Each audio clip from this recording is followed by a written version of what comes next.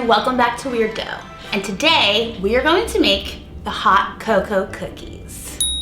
Weird Dough Test Kitchen. In the month of December, I decided to start my own little test kitchen where I created 3 different Christmas cookie flavors. The 3 flavors were butterscotch with cinnamon and white chocolate drizzle, caramel popcorn with a chocolate cookie and chocolate chips, and my favorite is the hot cocoa cookie. We're gonna make the hot cocoa cookie. I'm gonna show you how it's done. Let's get started. This is a half batch, but I'll put the recipe down below for a full batch in case you want to give it a try for yourself. So for a half batch, you put in butter. Now it's important that your butter is cold. So with cold butter, it's 3/4 cup for a full batch. So this is half of that. It's stuck to the bowl. Tiny baby spatula, 3/4 cup, half of a 3/4 cup, half batch. I'm gonna stop saying the measurements. If you want the measurements, look below for the recipe. White sugar. Now, you cream it. Start out slow, especially because the butter is not soft, it's hard, so you really wanna chop it up at the beginning. Now, if you watched the episode about the chocolate chip cookies, for the chocolate chip, we did 3 minutes plus 7 minutes, so 10 minutes of total creaming, so this is gonna be a little bit less than that. I discovered when I tried to create this recipe and made it about 450 bazillion million times, that if you cream it a ton, like you do with the chocolate chip cookies, because of the marshmallows involved, they just become a flat pancake of a cookie on a tray. It's more like a tray bake than a cookie. So, you don't want to overcream. I looked it up on the internet, and on the internet it says if you have too much butter that's too fluffy and not enough flour, that's why they come out flat. Here's what it looks like. This is about what you want it to be for the first cream. So not super fluffy, but all blended nicely together. And your butter will still be cold. Next thing you do, similar to the chocolate chip cookie, is you put in some vanilla, and then you're gonna put in an egg.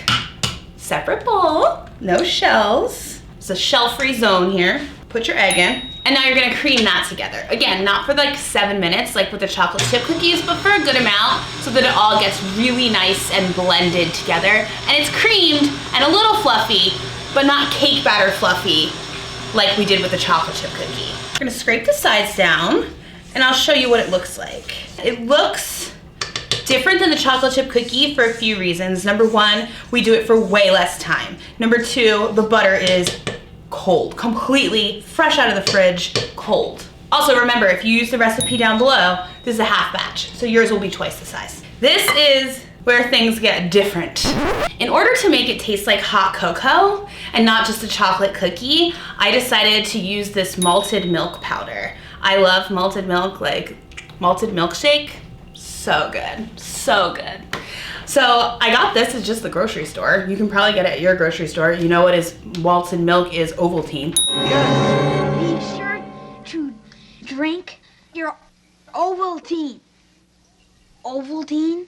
So if you have Ovaltine, great. And so I use this in our dough.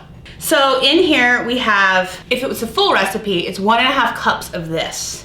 And then 1/4 cup of cocoa, cake flour, regular flour, baking soda. So that's what's in here. We're just gonna mix all of this around really good, like really well mixed together.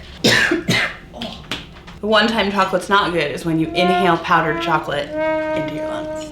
So yeah, mix it all around like this. And then we're gonna add it in, it's kind of a lot, so maybe like 2. So add it in. And this is similar to the chocolate chip cookie in that you don't want to over mix it at this point. You just combined. Scrape the sides and let's add some more. There we go. It's a very thick cookie dough. Oh my God, it smells so good. So it's very thick. You see how thick it is?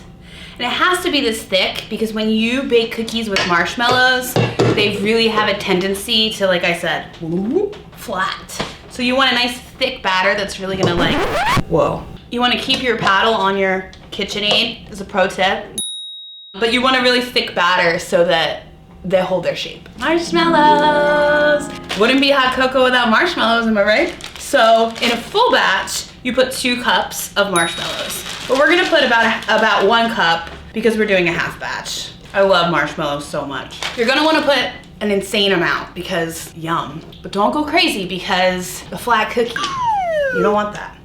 Then we just stir it just a tiny bit so it all mixes together, and the paddle will chop the marshmallows just a little. And there we go. Here's our hot cocoa cookie dough. Did you think we were gonna make hot cocoa cookies and not use marshmallow fluff? Because if so, you were wrong. Marshmallow fluff, love, love, love, love, love, love, love. Look at it, so good. Fluffernutter, sign me up. We should make a fluffernutter cookie. That'll be next. Now, what you do is you take your cookie dough. Oh my God, it looks so good. I just wanna eat it, it looks so good. Including your fluff, you want it to total about 3 ounces. You don't want it to be too much bigger. See, this is 3.5 without the fluff. So you get about a 2.75 cookie ball, then you flatten it out with your fingers like this so it's a nice flat little surface. Then take a spoon, just about a teaspoon, about this much of fluff, and you're gonna put it in the middle. Get it in the cookie, and then you really wanna cover it. Like as much as you possibly can, you wanna make sure it's covered.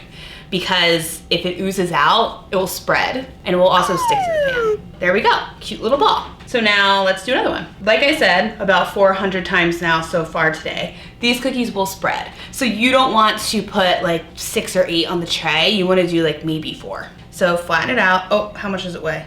2.29, not bad. Get a little fluff. If you're anything like me, you want like so much packed into one. You gotta try to be a little reserved. Look, this is gonna ooze out. This is too much.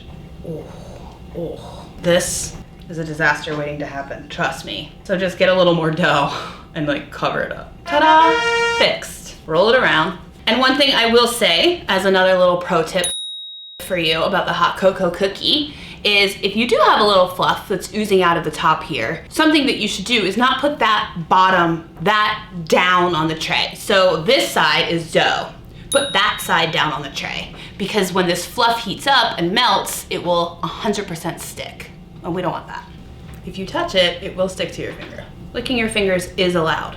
Cover that bad boy up, roll it into a ball. Okay, so we have our 4 here that we're gonna bake.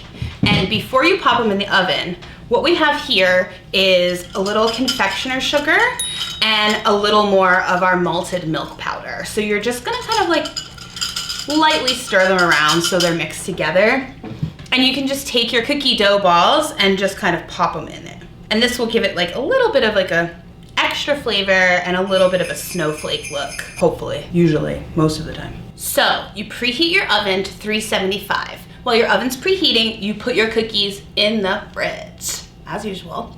So you pop them in the fridge for about 15 minutes. Then you're gonna cook them from anywhere between 13 and 17 minutes, depending on your oven. My oven takes about 15 minutes, but everybody's oven is different. So 13 to 17 is a fair bet. Also, if you like a crunchy cookie, 17. If you like a raw cookie, 13. Here we go. So 15 plus 15 is 30. So in 30 minutes, we'll have hot cocoa cookies. Okay, so they're out of the oven and they're completely cooled. And you can see they are flat, but they are still shaped like a cookie, which is what we're going for. And you can see here how the fluff oozes out. Fluff will kind of ooze out a little. You can see down here melted marshmallow. My gosh, here's the bottom. Not so bad. This one's stuck a little bit, but nothing crazy. You can also see here when I was talking about it being on the bottom of the pan, it'll stick. This is a stick moment because this is melted sugar here. We did a good job with our flat bottoms. And I know they're good, so let's taste one. We'll taste this one, why not? Let's see what's going on in the middle here. Oh yeah. So much marshmallow. Oh, look at that. Oh, it's so satisfying. Oh my God, it's so good. This hot cocoa cookie, it is so chewy. The malted milk is so good. The marshmallows are so good.